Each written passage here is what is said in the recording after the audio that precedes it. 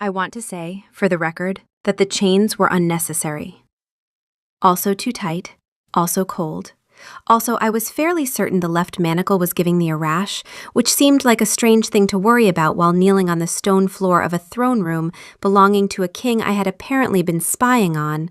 But the heart wants what the heart wants, and my heart wanted to scratch my wrist. Fen stirred lazily at the back of my mind. She'd been cataloging scents since we'd been dragged through the gates. Pine resin, old stone, steel polish, something smoky and sweet she couldn't quite place. Now she settled on one and offered it up like a cat presenting a dead bird. Him. Cedar and something darker. Rain on granite, maybe? He smells expensive. He did look expensive. King Cassian Wolfheart sat on a throne carved from a single black oak, and he wore the expression of a man who had been handed a puzzle with half the pieces missing and all of them on fire. Dark hair, sharp jaw, the kind of shoulders that suggested his tailor wept with gratitude. His eyes were gold, the color of old coins, and they were fixed on me with an intensity that made my stomach do something unhelpful. I should not have opened my mouth. I opened my mouth. I can explain. The king's eyebrow rose 1 precise millimeter. About the maps, I continued, because apparently my survival instincts had taken the evening off. The ones in my bag. I know how they look. I know what you're thinking. But I promise you, Your Majesty, there is a perfectly reasonable explanation for why I, a person with no military training, no affiliations, and no sense of direction whatsoever, was found carrying detailed sketches of your border fortifications. Silence. The guards flanking the throne exchanged a glance. They were in a book, I said. A published book. Architectural Marvels of the Northern Territories, 3rd edition, available at any reasonably stocked bookshop. I copied them because they were beautiful. The stonework on your eastern watchtower, the flying buttresses, magnificent. More silence. The king's beta, a broad man with close-cropped hair and the bearing of someone who had seen everything and wished he hadn't, leaned down and murmured something in the king's ear. And the patrol routes? King Cassian said. His voice was deep and calm, the kind of voice that could read you a death sentence and make you feel rude for interrupting. Newsletter, I said. The Blackwood Pack puts out a quarterly newsletter. Pack and Purpose. Very informative. There was a lovely piece on seasonal patrol adjustments. I was cross-referencing it with the topographical features because I'm a cartographer. That's what we do. We cross-reference. You're a cartographer, he repeated. Apprentice cartographer. Almost a journeyman, technically. Except for the incident with the fish market. And the other incident. And possibly one more incident that I'm not entirely sure counts because the goat was already on the roof when I got there. Fen yawned. You're spiraling.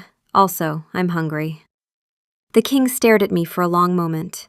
Then he looked at the third item that had been removed from my bag and placed on the evidence table. A pressed moon petal blossom, carefully mounted between 2 sheets of wax paper. And this, he said. It was pretty, I said. I wanted to draw it. I did draw it. It's on the back. He turned it over. On the back, in my neatest hand, was a detailed botanical illustration of the moon petal, complete with annotations about petal count, stamen arrangement, and the specific shade of silver blue I had labeled Improbable Moonlight. The king looked at the drawing. He looked at me. He looked at the drawing again. One more thing, the king said, his tone shifting to something colder. How did you cross the valley wards? The silent bell should have rung the moment you entered Blackwood territory. They ring for every unauthorized wolf. They have rung without fail for 200 years. I blinked. I don't know what those are. You walked through the most reliable magical detection system in the northern packs, Marcus said flatly. And you don't know what it is. I walked through a lot of things, I said. I wasn't really paying attention. There was a very aggressive goose around mile 3, and after that it all became a bit of a blur. The king and his beta exchanged a look I could not interpret. Take her to the East Tower, he said. Comfortable quarters. She is a guest until I say otherwise. A guest in chains, I said. because my mouth, as previously established, was not under my jurisdiction. "Comfortable chains," the king said, and something flickered at the corner of his mouth that might, if you were feeling generous, be called the ghost of a smile. 2 weeks. They kept me for 2 weeks. The quarters were, in fairness, comfortable.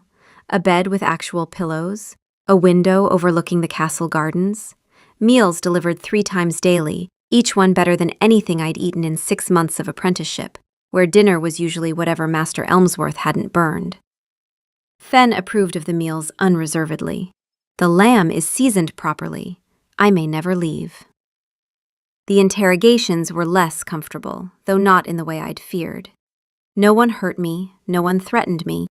They just asked questions. The same questions, from different angles, by different people, over and over, with the patient repetition of someone trying to teach a particularly dim puppy to sit. Day 3, I confessed to stealing an apple from the castle kitchens. The interrogator, a tired-looking woman named Captain Hale, pinched the bridge of her nose and said that was not the kind of confession they were looking for. Day 5, I told them about Barnaby. Barnaby was a sheep I had accidentally liberated from a field in Millhaven when I mistook the field for a shortcut to the guild offices. Barnaby followed me for 2 miles before anyone noticed. There were posters. I was not proud. Day 8, I cried. Not because anyone was unkind, but because I was tired and scared. And I missed my workshop with its ink-stained desk and its view of the river and the particular way the afternoon light fell across my half-finished map of the Thornwood Basin. Day 10, the king came himself. He sat across from me at the small table they used for questioning and placed a blank sheet of paper between us, along with a pen and a pot of ink. "Draw me a map of this castle," he said, "from memory, as much as you can recall from what you saw when they brought you in." I stared at him. I was in chains. It was dark. I was terrified. Nevertheless. So I drew. I drew the gatehouse with its double portcullis and the murder holes spaced at 4-foot intervals. I drew the outer bailey and the inner bailey, and the covered passage between them that jogged left at an angle of approximately 17 degrees to avoid the old well. I drew the great hall and the kitchens and the stables and the east tower and the west tower and the corridor that connected them, which had a slight curve to it suggesting it had been built around something. An older structure maybe, or a natural rock formation.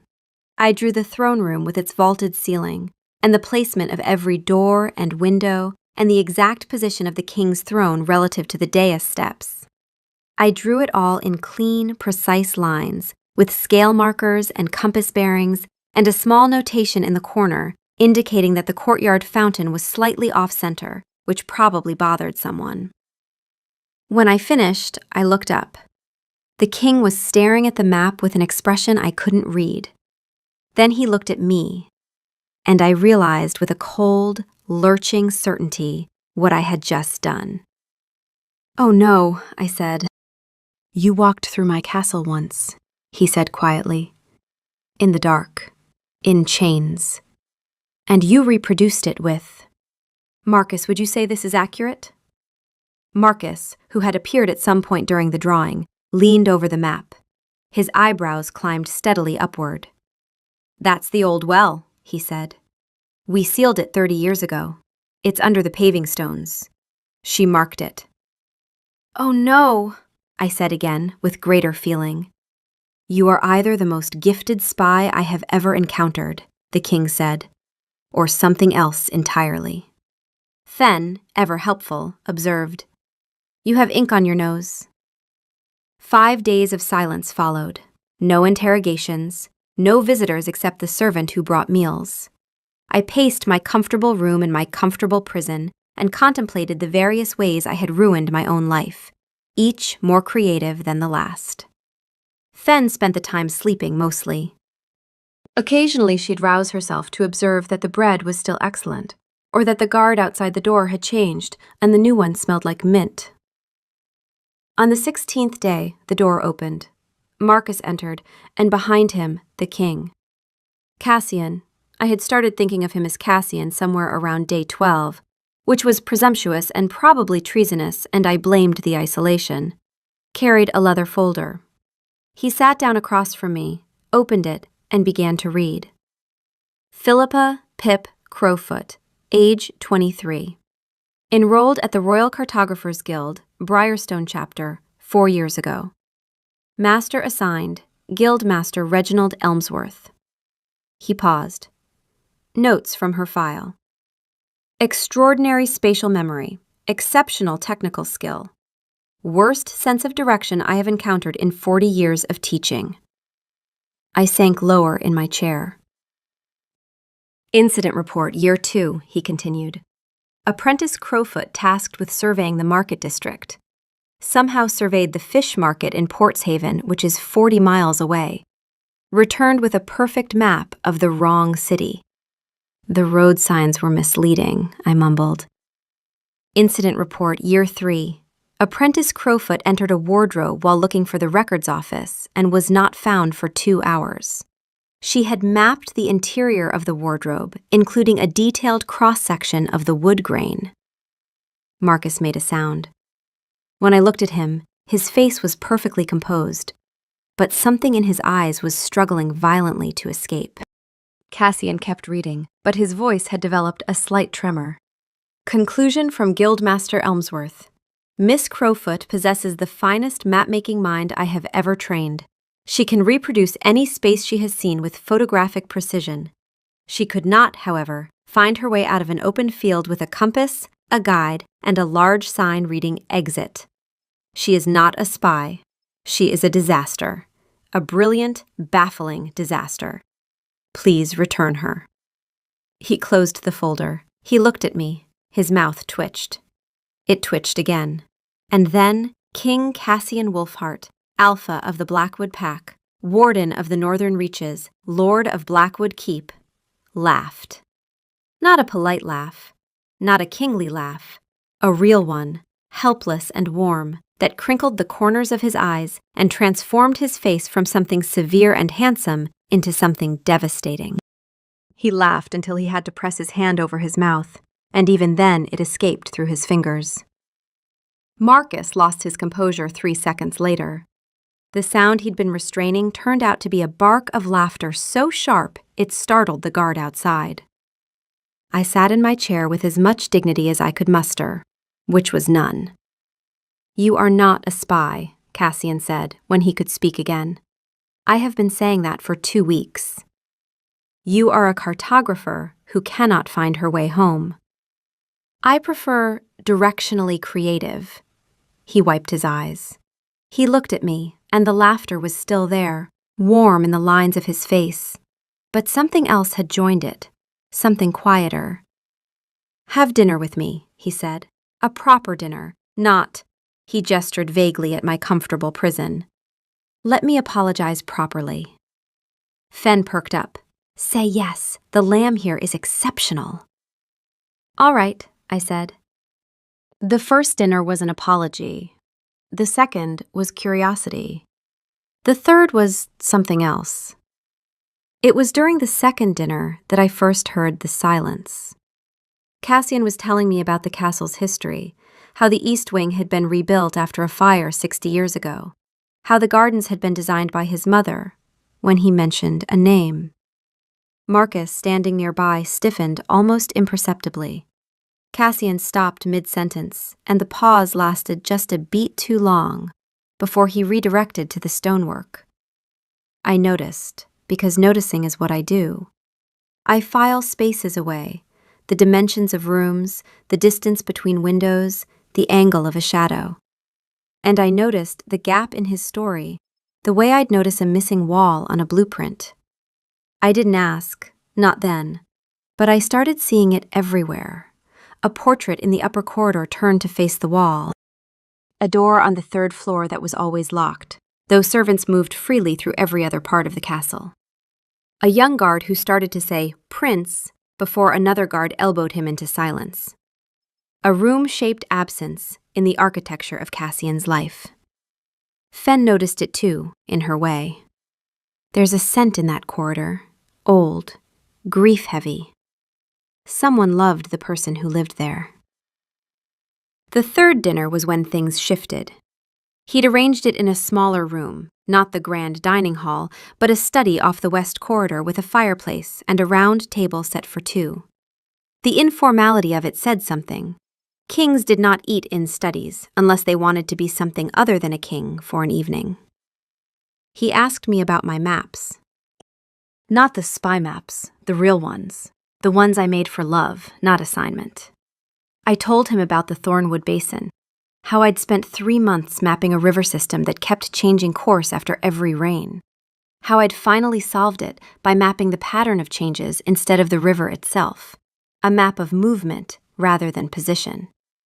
A map of how things change, he said, turning the idea over like he was holding something fragile. Everything changes, I said. Rivers, borders, coastlines. A map that pretends otherwise is just a pretty picture. The real skill is capturing the direction of change, where things are going, not just where they are. And you can see that, he asked? The direction? I can see the shape of it, where the water wants to go, even when the banks are holding it somewhere else, where the pressure is building, where the break will come. I paused, because I've gotten carried away.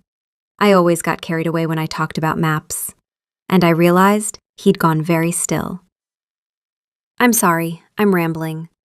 Master Elmsworth says I could bore a wall into collapse when I get on this subject.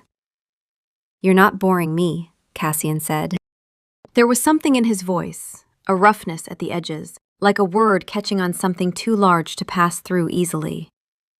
You're describing my kingdom, the pressure, the building breaks.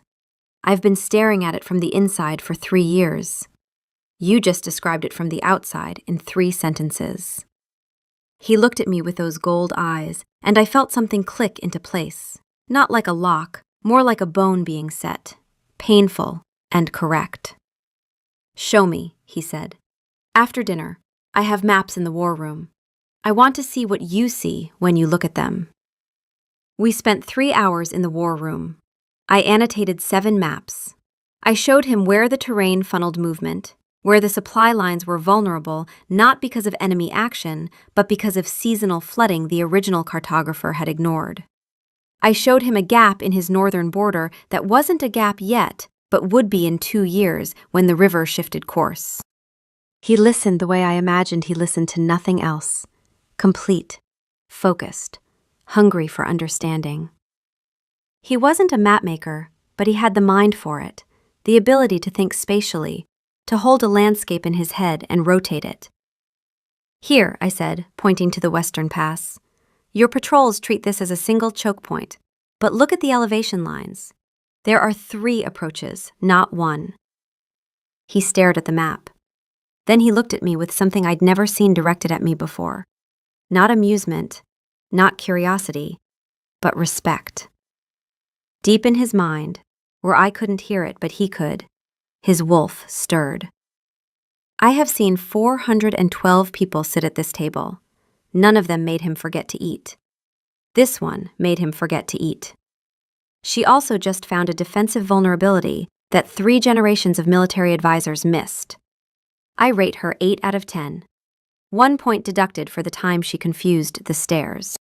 1 point deducted because perfection makes me suspicious. Cassian blinked, reached for the cold remains of bread on the tray a servant had brought, put food in his mouth mechanically, which only proved the wolf's point. Fen, meanwhile, had found the butter dish. There is no problem in this world that butter cannot improve. Also, he's staring at you again. He's been doing that all evening. It is extremely obvious, and I find it entertaining. I was looking for the kitchens. I want to be absolutely clear about that. The kitchens. I had been a guest in this castle for 3 weeks, and I had found the kitchens successfully exactly twice, both times by accident, and this was going to be the 3rd. What I found instead was a door that looked kitchen adjacent, which opened onto a short corridor, which led to another door, which I opened with the confidence of a woman who had never once in her life opened the right door. Steam hit me first, then the scent of cedar soap and hot water. Then the visual information arrived. and my brain, which was so brilliant at processing spatial data, took one look at King Cassian Wolfheart in a bathtub and shut down completely.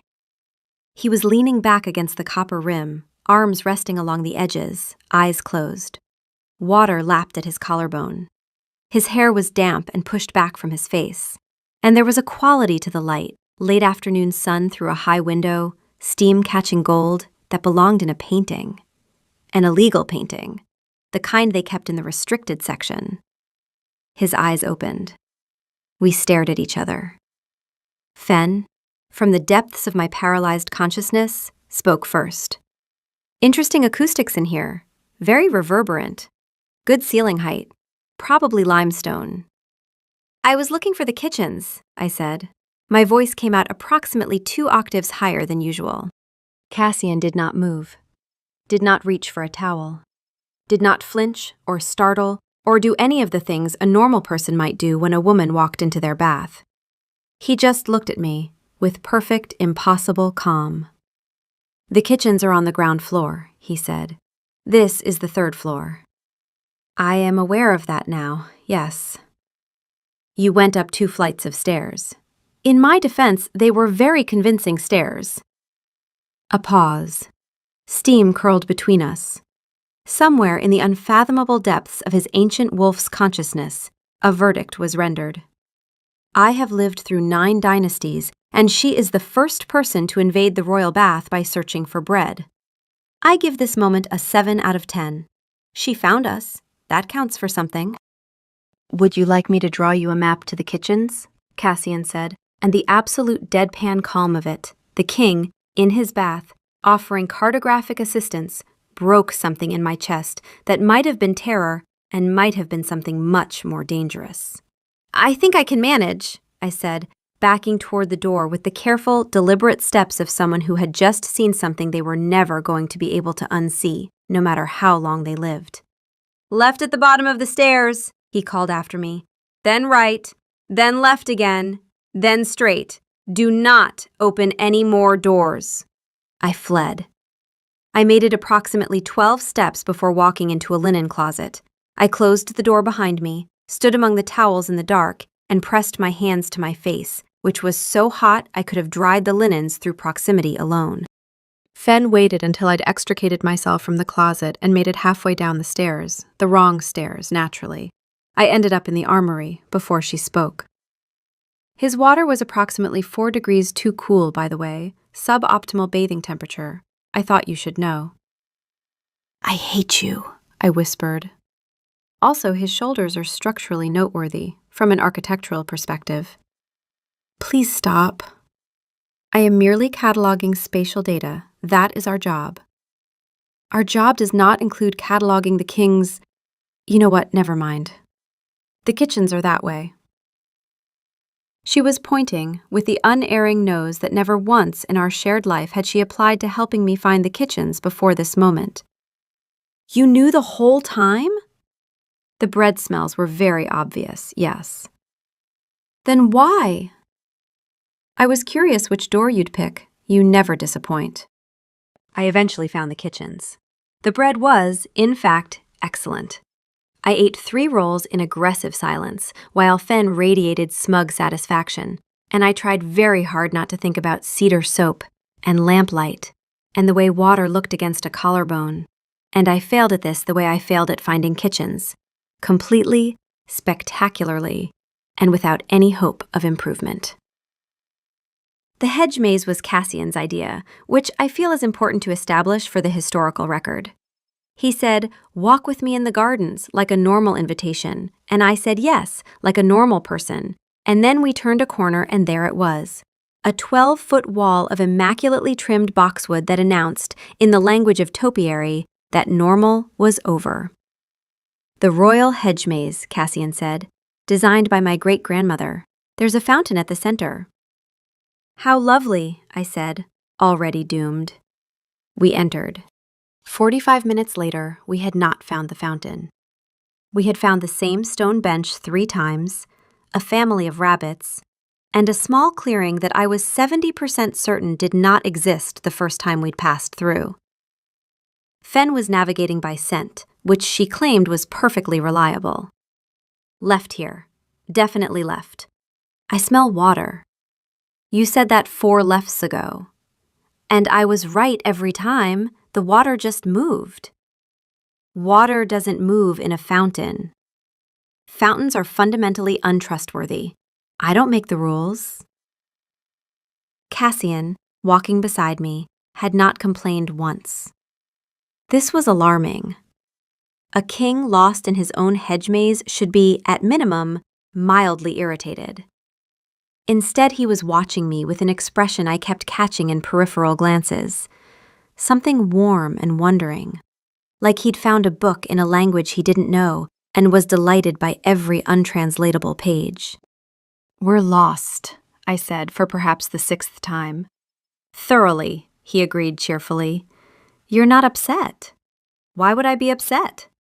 "Because you are the king. This is your maze, and we have been walking in circles for nearly an hour." He stopped walking. I stopped too, and he turned to face me.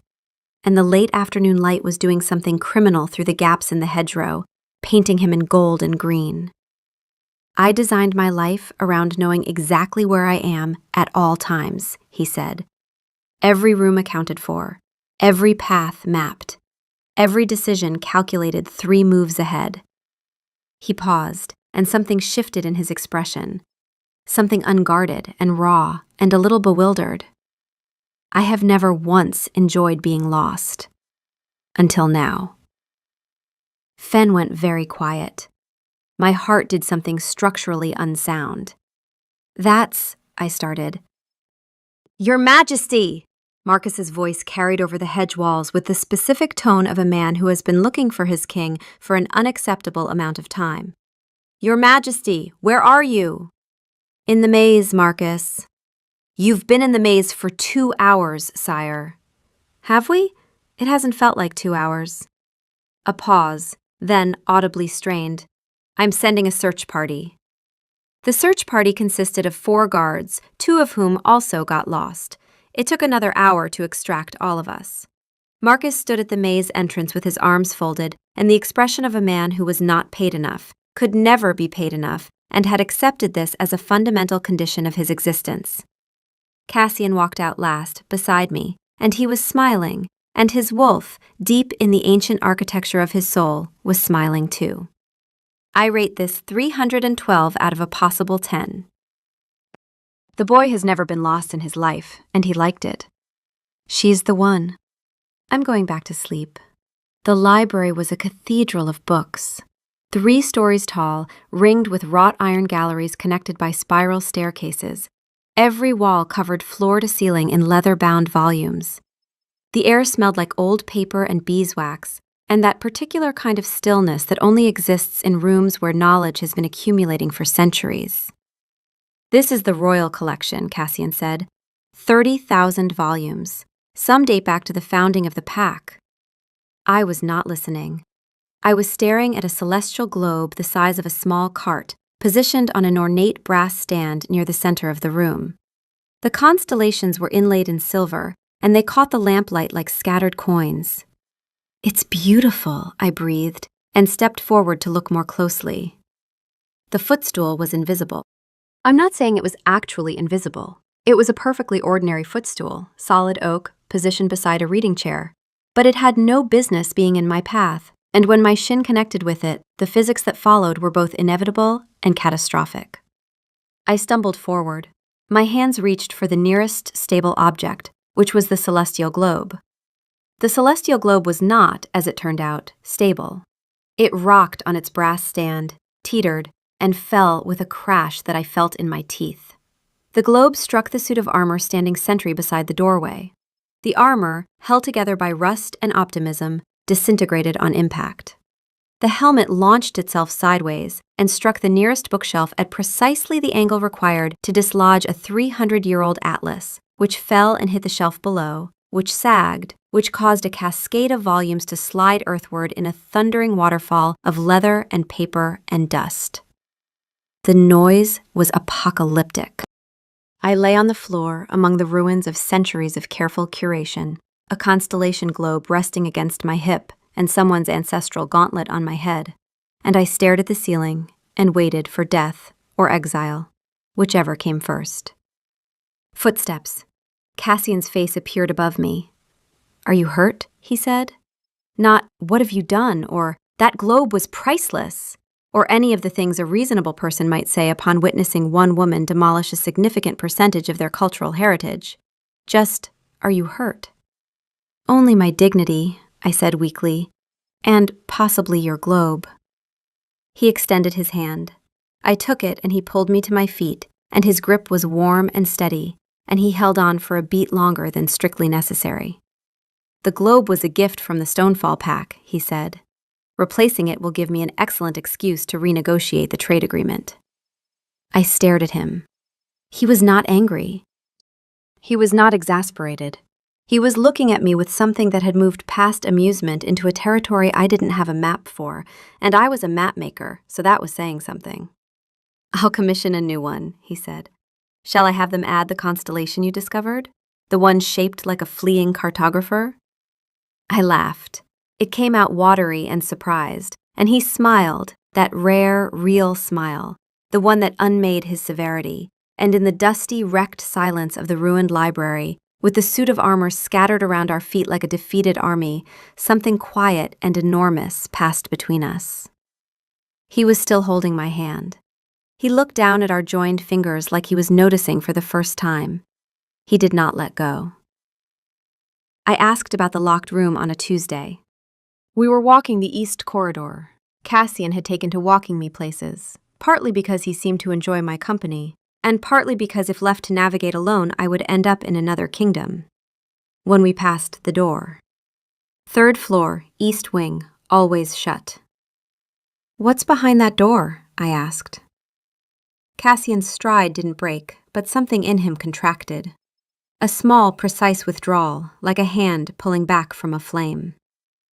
"Storage," he said. It wasn't a lie. It was a door closed over a truth, and I could feel the weight of it, the same weight I'd felt in every redirected conversation, every swallowed name, every portrait turned to the wall. I let it go, because grief, I was learning, was a room you couldn't just walk into. You had to be invited. A few days later, I was sketching the upper gallery when a young servant, barely 16, new to the household, stopped beside the turned portrait. "Is that?" she started, reaching for the frame. An older servant materialized so fast, I wondered if she'd been standing there the whole time, waiting. "Leave it," she said. Not unkind, just certain. "Come on then, the linens need folding." The young one looked confused, but followed. The older one glanced at me as they passed. In her eyes I saw something I recognized, the careful, practiced expression of someone who had made a career of not looking at the thing in the room. I waited until they'd gone. Then I looked at the portrait. Just the back of the frame, dark wood, slightly dusty. Someone had hung it facing the wall with deliberate care, the wire adjusted so it sat flat, not crooked, not careless. Whoever turned it still cared enough to hang it properly. Then was quiet for a moment. Then, "The frame smells like him." Cassian. He's the one who turned it. 2 weeks after the library incident, at dinner, Marcus mentioned the East Wing renovations. "We could use the space once Prince—" He stopped, corrected course so smoothly it was almost invisible.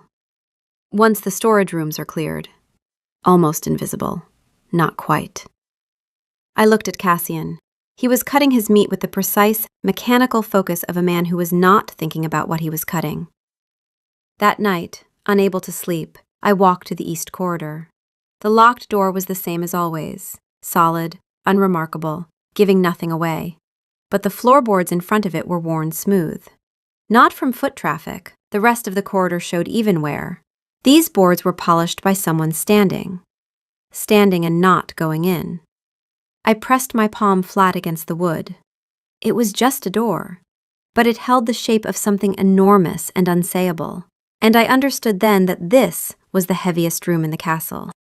Not because of what was inside, but because of what Cassian carried every time he walked past it and didn't stop. The next day, in the corridor outside my room after dinner, I said, "You had a brother." It wasn't a question. Cassian stopped walking. For a long time he said nothing, and the silence had a texture. Heavy, woven, old. "Rowan," he said finally. Just the name. He said it the way you touch a bruise, carefully, testing whether it still hurt.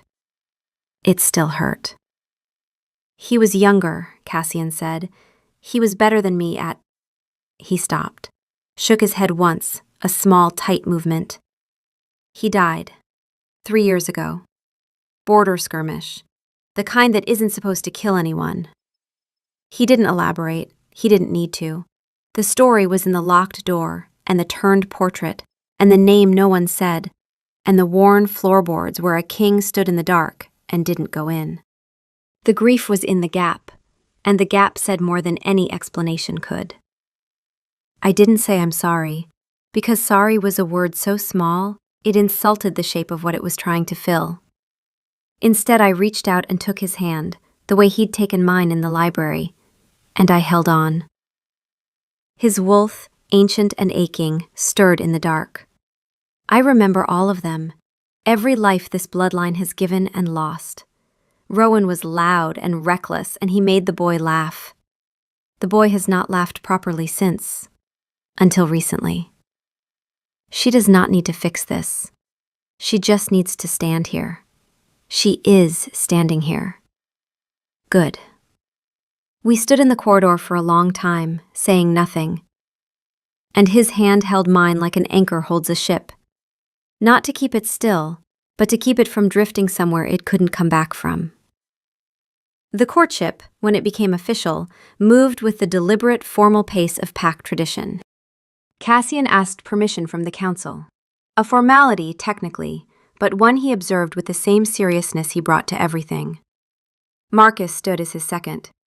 I had no family present, so Elder Miriam, the oldest member of the pack council, who had taken a liking to me after I accidentally mapped her quarters while looking for the infirmary, stood as mine. There were 3 formal courtship walks, supervised strolls through the castle grounds while half the pack pretended not to watch. Cassian bore this with patient dignity. I bore it by getting lost during the second walk and leading the entire procession through the stables, where a horse sneezed on the ceremonial observer. Fenn's assessment was characteristically practical. Unnecessary theater. We already chose him. His wolf already chose us. But the dinners are excellent, so I am not complaining. His wolf, from what Cassian relayed, was similarly unimpressed by the formality, but approved of the outcome.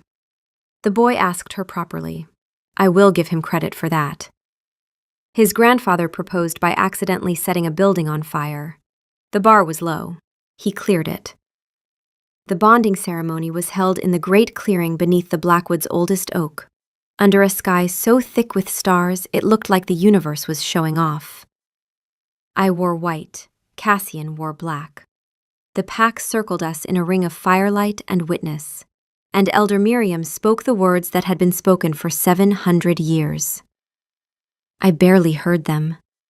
My whole world had narrowed to Cassian's hands holding mine, the firelight in his eyes, and Fenn, calm, steady Fenn, humming like a tuning fork in my chest, resonating with something I couldn't name, but could feel in every cell of my body. The bond is spoken, Elder Miriam said. Let it be sealed. Cassian leaned in. The kiss was gentle and certain and tasted like forever. If forever had a taste, which Fenn assured me it didn't, but she appreciated the poetry. Then he tilted my head, his hand warm on my jaw, and his mouth found the curve of my neck where it met my shoulder. The marking bite. It was brief, it was sharp. It was a key turning in a lock I hadn't known existed, and when his teeth broke skin, the bond completed itself with a sound I didn't hear with my ears, a low, resonant hum that lived in the marrow of my bones, connecting us in a way that words were too small and too slow to describe. My ears shifted. Not on purpose, not gracefully. The emotional intensity of the bond completing, the overwhelming fullness of it, the pack and the stars and his heartbeat suddenly echoing alongside mine, was too much for the human shape to hold. My control slipped for one bright, searing second, and my ears popped into wolf form, pointed, furred, and entirely inappropriate for a formal ceremony. There was a ripple of laughter through the pack. Warm laughter, the kind that included rather than excluded. Cassian pulled back and looked at my ears. His expression went through several phases: surprise, tenderness, a delight so fierce it bordered on reverence, and then he said, very quietly, "There you are." Fen, satisfied, settled into the new geography of the bond like a cat claiming the best chair. His wolf is warm. I approve. Also, your ears are out. I know, I whispered. They look good. Very aerodynamic. The first pack run of my life began with Cassian's hand on my shoulder and his voice low and calm. Don't think about it. Just let go. I was nervous. Pack runs were communal, primal, the closest thing the pack did to being purely wolf. No politics, no rank, just the forest and the moon and the ancient joy of running together. I'd shifted alone plenty of times, but never with others, never as part of something. What if I can't keep up? I asked. Then the pack waits. That's what a pack is. His wolf, apparently, had additional commentary, which Cassian relayed with the resigned expression of a man passing along unsolicited advice. He says to stop overthinking and start running. He also says your wolf has been ready for 20 minutes and you're the only one stalling. He was right. Fen was vibrating at the edges of my consciousness with a focus I rarely felt from her. Not her usual lazy observation, but something deeper, older, a pull toward the pack that was as much instinct as desire. I shifted. It wasn't like anything I could describe in human words, because that was the point. Shifted. There were no human words. There was fur and muscle and the forest floor cold and alive beneath her paws. There was scent. Pine, earth, pack, dozens of wolves, their smells braided together into something that meant safety, meant belonging, meant run. She ran. The pack moved like water, like one creature with many legs, pouring through the trees in a river of gray and brown and black. The alpha was ahead, huge, dark-furred, his scent the strongest thread in the braid, and she followed, her paws finding the path his paws had broken. Wind, speed, the joy of muscle and ground, and the night opening up like a throat singing a note too low for human ears. The wolves around her were warm bodies in motion, flanks brushing, breath matching, a rhythm older than language. She was part of it, part of the river, part of the pack. Then the pack wasn't there anymore. Not suddenly, gradually. She'd followed a scent, rabbit, interesting, gone. And the trees were different now, and the pack smell was fading, and she stopped, ears forward, nose working, and the forest was very large, and she was very small in it. She turned in a circle. The scents were layered, old trails, animal paths, water somewhere distant. None of them were pack. She'd gone left when everyone went right, or right when everyone went left, or possibly in an entirely new direction that the compass hadn't invented yet. She sat down. She waited. Her tail curled around her paws. The forest breathed around her. An owl called, low and round. The moon was a bright coin above the canopy, and the ground smelled like cold earth and patience. The pack came back. Of course they did. The alpha first, his big body crashing through the undergrowth, his nose finding hers, his wolf breath hot on her face. Here, found you. Then the others, circling, bumping shoulders, the physical vocabulary of the pack saying, "You wandered, we came, you're here. Don't do that again." She wagged her tail once.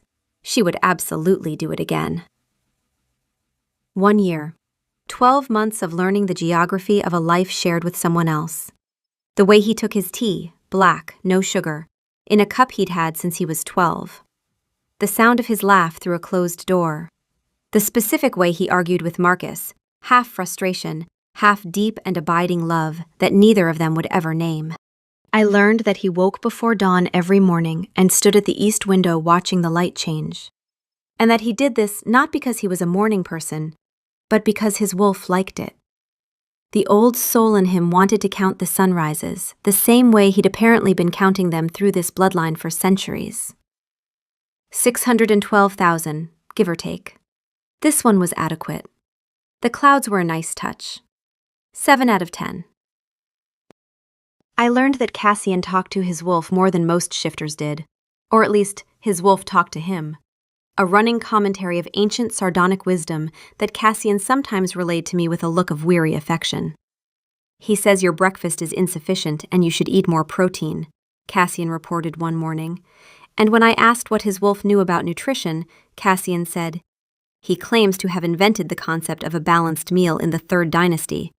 I have no way to verify this. I learned the shape of his grief, too. It was quieter now than it had been, not healed, but settled, the way a river settles into a new course after a flood. Sometimes I'd find him standing outside Rowan's door, not touching it, just standing. I'd stand with him. We never spoke about it. The standing was enough. And the quiet moments, the ones that mattered most. Like this. An evening in late autumn. Fire in the hearth. Cassian at his desk, working through dispatches with the focused intensity he brought to everything. And on the rug before the fire, curled nose to tail, Pip in wolf form, napping. She was warm. The fire was good. His scent was everywhere, ink and cedar and the faint metallic tang of the pen he'd been chewing. Outside, rain tapped against the windows in a rhythm that had no pattern and needed none.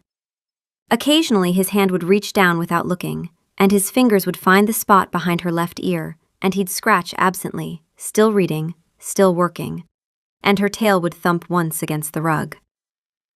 He said something, words, human sounds, meaningless to her in this form, but warm in their vibration. She flicked one ear toward him and exhaled, a long wolf breath that fogged against the hearthstones. His hand found her ear again, stayed there. His thumb traced a slow circle through her fur, and the fire crackled, and the rain fell, and the room held them the way good rooms do, gently, without asking for anything in return.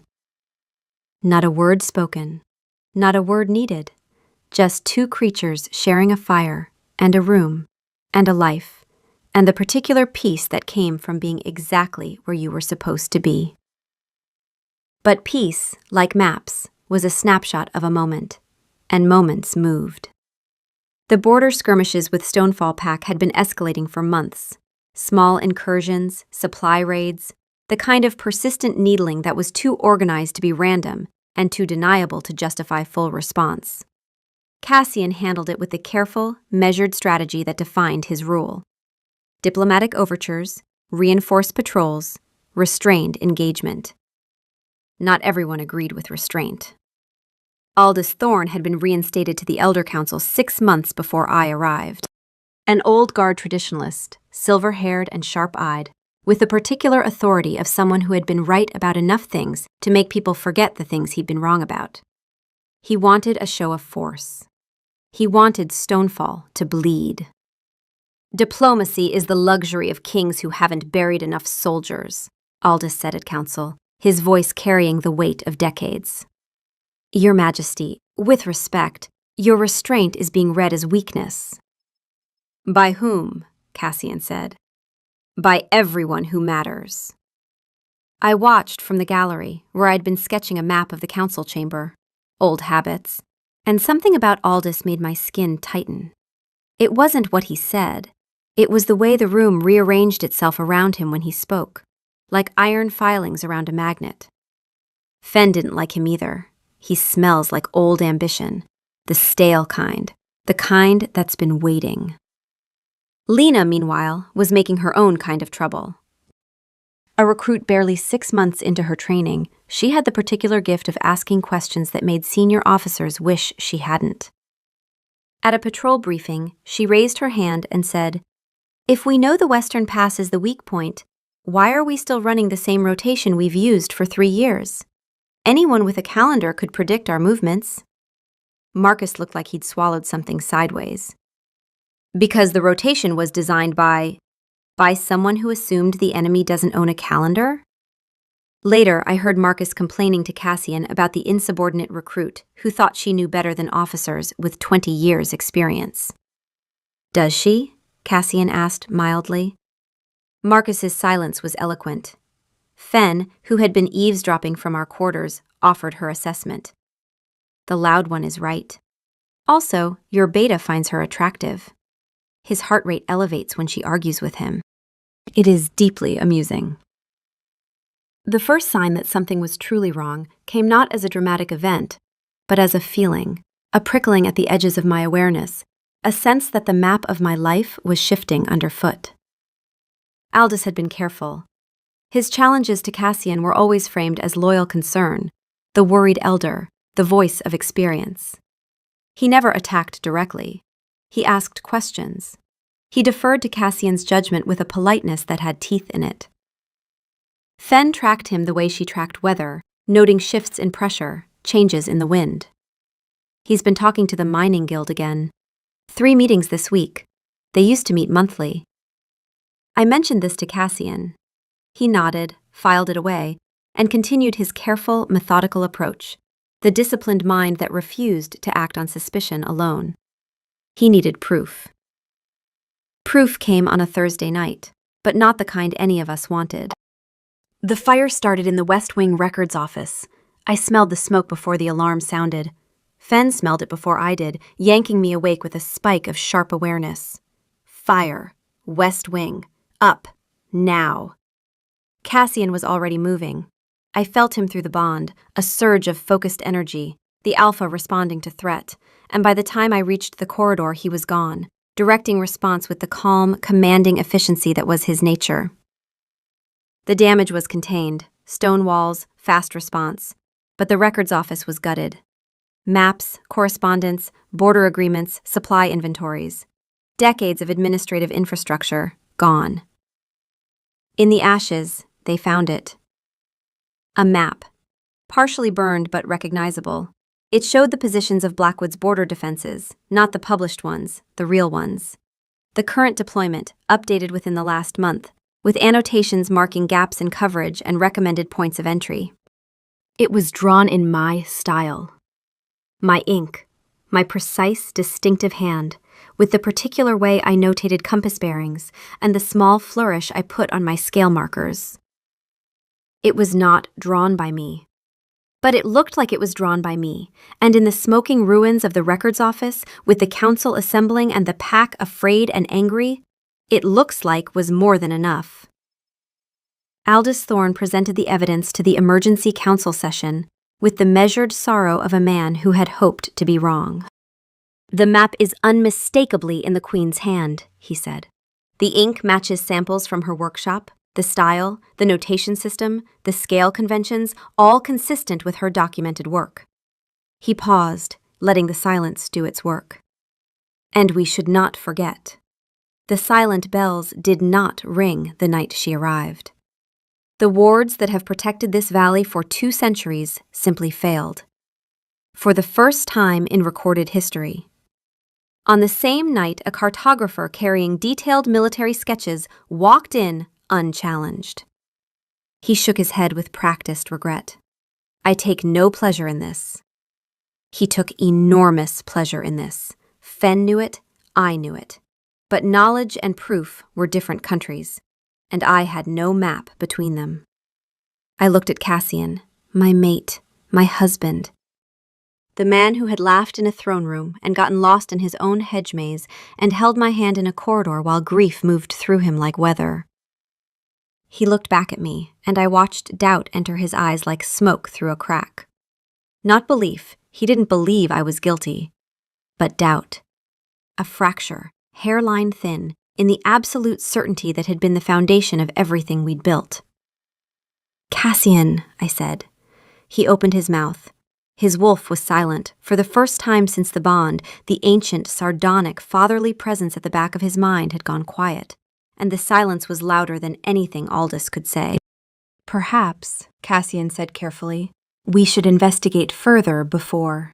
Further? Aldis's voice was gentle, reasonable, lethal. Your Majesty, the evidence is in front of you.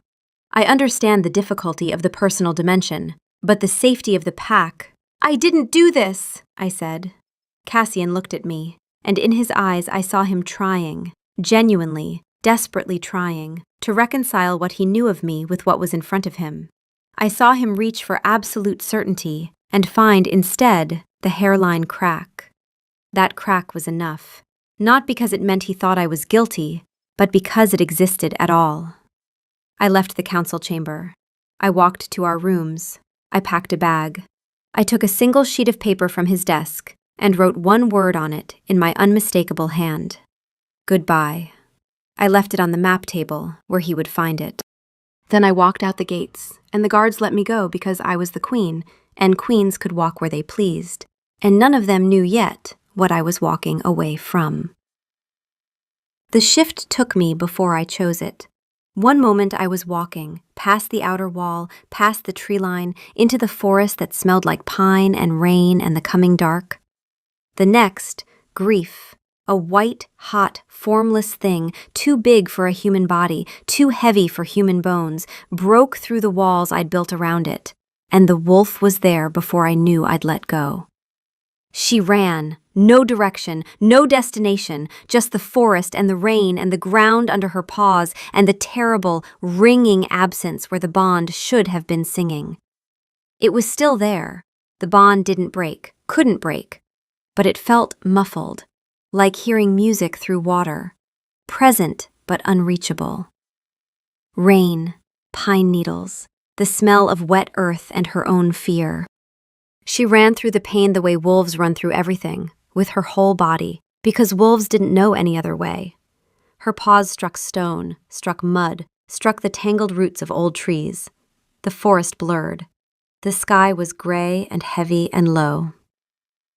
She ran until the running was all there was, until the pain was just another kind of weather, moving through her, moving past her, never quite stopping.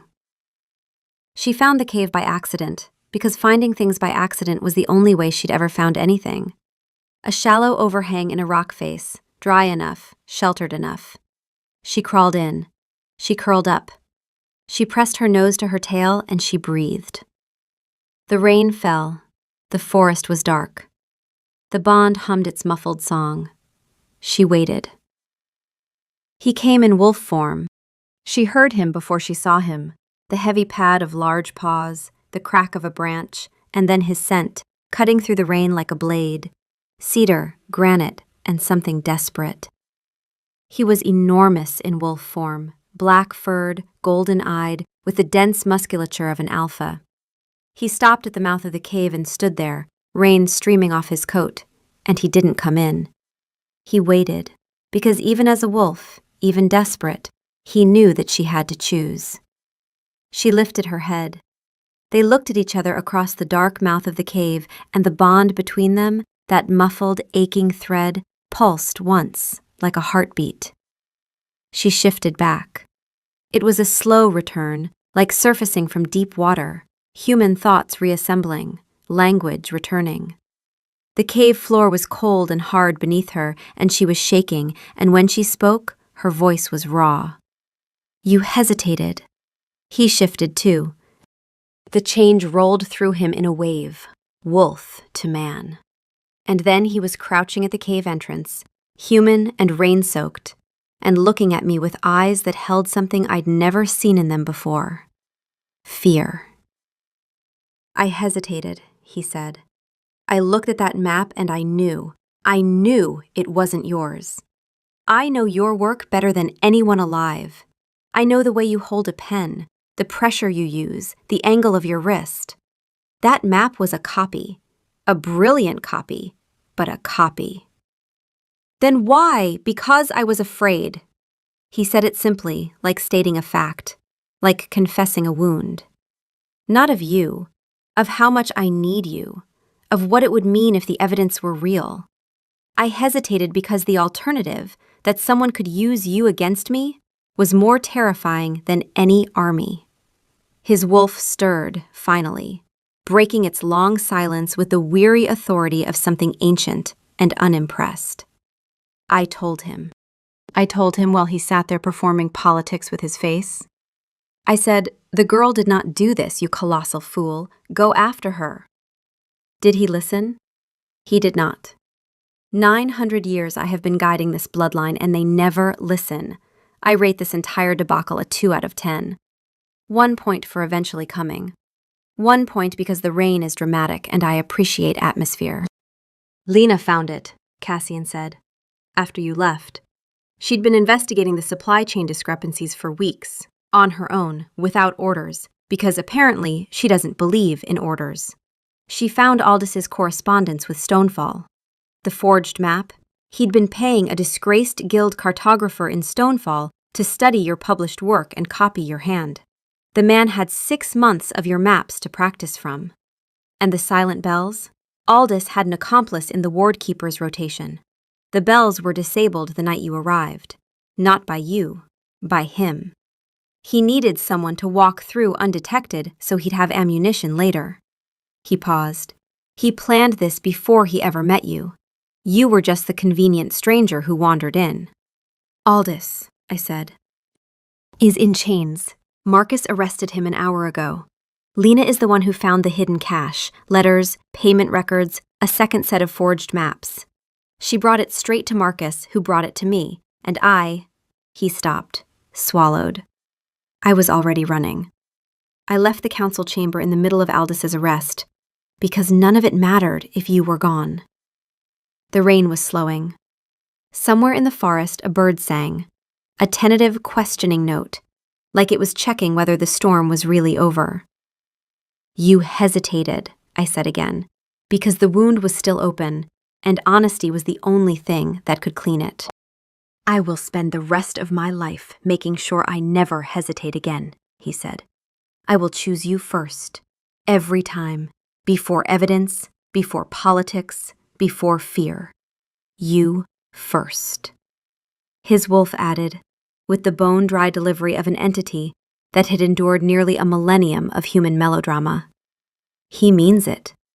He is insufferable when he means things. Please come home so he stops making that face. I am begging." I looked at him, drenched, desperate, kneeling on the stone floor of a cave, like a mirror of the throne room where we'd met. Except this time he was the one in chains. Invisible chains made of his own mistakes, and his willingness to name them. "Come here," I said. He came, and I held him the way he'd held my hand in the corridor outside Rowan's room. Not to fix anything, but to stand in the wreckage with him and say, "I'm here. I'm still here." We walked back to Blackwood Keep at dawn. The forest was gold and gray and smelled like rain-washed earth, and we walked side by side without touching, because there was still a bruise between us that needed air before it needed pressure. The bond hummed, no longer muffled, but tender, like a muscle that had been strained and was remembering how to carry weight. Halfway home, Cassian stopped at a fork in the path. "Which way?" I looked at both trails. I had absolutely no idea. "Left," I said. It was right. Fen, who had known this the entire time, offered no comment, which was her most devastating form of commentary. Cassian almost smiled. "You're sure?" "I am never sure. That is, as we have established, my defining characteristic." He did smile then, small and bruised but real, and we walked on. The pack was waiting. Marcus stood at the gates with Lena beside him. Lena, who had circles under her eyes and a split lip from what I later learned was a brief, violent disagreement with one of Aldis's loyalists, and who stood with the particular rigidity of someone who was absolutely not going to acknowledge that she was proud of herself. "Your Majesty," she said to Cassian, then to me, "Your Majesty." The faintest pause. I reorganized the patrol rotations while everyone was distracted. I hope that's acceptable. Marcus closed his eyes briefly, with the expression of a man who had found the most infuriating person alive and could not stop being impressed by her. Aldis Thorne was brought before the council in the same chains I'd worn on my first day. There was a symmetry there that Fen appreciated. She had always had a quiet taste for justice. The evidence was comprehensive. Lena's investigation had uncovered months of correspondence between Aldous and agents within Stonefall Pack. Not the pack itself, but a faction within it that wanted war as badly as Aldous did. The border skirmishes had been engineered. The fire had been set to destroy the records that would prove it. The forged map was a contingency, a weapon held in reserve and deployed when opportunity arose. Lena presented her findings to the council with the flat, methodical precision of someone who had been preparing for this moment without knowing she was preparing for it. She'd tracked the ink used in the forged map to a shipment Aldous had personally signed for. She'd identified the forger, a cashiered cartographer named Holt, living in Stonefall, who'd been receiving payments through 3 intermediaries. She'd found the ward keeper who'd been bribed to disable the silent bells the night I arrived. And she'd found Aldous's correspondence hidden in a false panel in his study, which she'd located by noticing that the wall measurements didn't match the room dimensions. "She maps like you do," Cassian murmured to me. Cassian pronounced sentence with the cold, precise authority of a king who would not hesitate again. Imprisonment, stripped of rank, his name struck from the council records. "And Lena?" Marcus said afterward, in the private chamber where the 3 of us, 4 of us, with Lena standing awkwardly by the door as if she wasn't sure she'd been invited, gathered. "Promoted," Cassian said. "To what, I'm not sure yet. Whatever title encompasses the person who ignores chain of command and is correct every single time." "That's not a title," Marcus said. "It should be," Lena muttered. Marcus looked at her. She looked at him. Something complicated happened in the space between their eyes. Something that would take its own time, its own story, its own map drawn in fits and starts, with plenty of wrong turns along the way. Fenn observed this with satisfaction. The prickly one and the patient one. Good pairing. Complementary flavors. His wolf, who had been quiet since the cave, resting, maybe, or simply giving Cassian the space to be human, stirred with a final observation. "I have seen empires built on less than what is in this room. A king who learned to be wrong. A queen who maps the unmappable. A soldier who follows evidence instead of orders. A beta who will love her for it. I give this dynasty an 8 out of 10. Room for improvement." There is always room for improvement. That is the point. In the weeks that followed, the castle reshaped itself. Lena was appointed to a new advisory role, Cassian's way of formalizing what she'd been doing without permission. Marcus objected on procedural grounds. Lena pointed out that existing procedures had allowed a traitor to sit on the council for 6 months. Marcus objected less after that. I went back to my maps. Cassian gave me a workshop in the West Tower, the one with the best light, and I filled it with paper and ink and began a new project. A living cartographic survey of Blackwood territory. Not just geography, but change. He'd visit in the evenings, leaning against the doorframe, watching me work with an expression that his wolf described as pathetic. He is watching her draw lines on paper and his heart rate is elevated. 900 years, and love is still this ridiculous. I would find it disappointing if it weren't so reliable. One morning, I found the door on the 3rd floor open. Not wide open, just ajar, an inch or 2, enough to let light in, enough to let air move through. I stopped in the corridor and stared at it, because in all the months I'd lived in this castle, that door had never been anything other than closed. I didn't go in. That wasn't my threshold to cross. But I stood there for a moment, and I understood what it meant. That grief, like a river, could change course.